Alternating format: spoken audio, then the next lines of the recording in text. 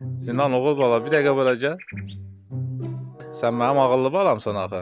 Tez get dükana yumurta al gəl. Elə ki yumurtalar qırılmasın. Yaxşı? Yaxşı, Ay, mən sağ ol. atamdan 100% qırılmıyor. Gedim alım gəlim. Ay, yumurtalar yenəsin. Atam məni mələdəcək.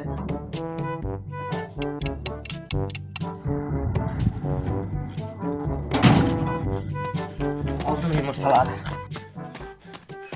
Ata aldım, heç birisi sınmayıb. Ha, sən mənim ağıllı balamsan. Əhsən, bax xoşum gəldi səndən. Gətir ver ataya onları. Aa! Nə qardın sən? Ata məvdim, sən paketi tutdun. Vay dədə. Ay Sinan sən yenə yumurtaları sındırdın? Allah sınmadı. Bura gəl. Ayaqlarından 4 səfərin 4'ü yudum, maşını yudum.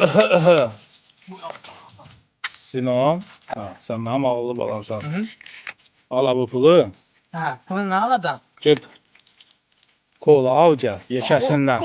Kola aldım. Ha, buz kimi olsun ha. Buz kimi kola alıb gəlirlər. Ha, tez. Oğlum ölməyib ki.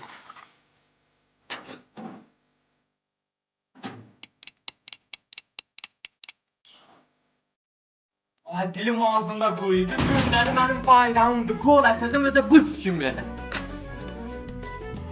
Ata kola aldım buz kimi siz içər.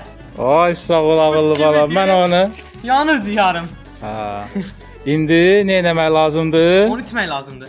Yox. Sinan, indi bunu apar ver Nazım əmiyə. Ben mənim əziyyətim nə oldu? Bilmirəm, o gözləyir. Apar tezlə tez.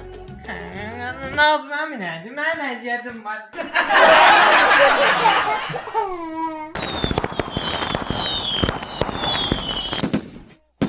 Gel bırak. Yardım gözle. Süper.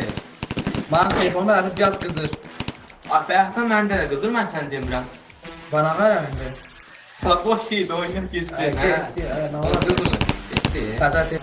Bomba at. Biraz kırağa kaçın. John dolar bize attı. Bomba. 100 dolar attı. 200 bir yerde. Hadi lütfen lütfen var. Bir de işimizde. 3, 2, 1.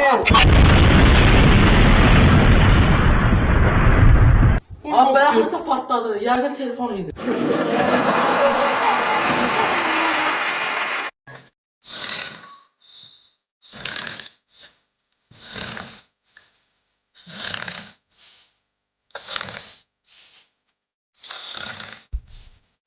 Aşağı atılır. Anne eləmək lazım, dur məşq eləmək lazım. Sən məşqimiz.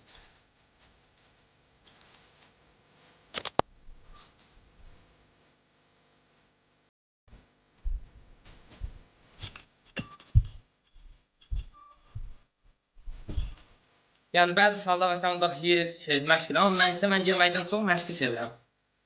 Ancaq məşq elə, uşaqlar bir də qarnım ağrıdı mənim, bir dənə gedim gəlirəm. Ay qarnım nə pis ağrıdı, bu niyə bir ağrıdı qarnım? Mən qarnım vururdu.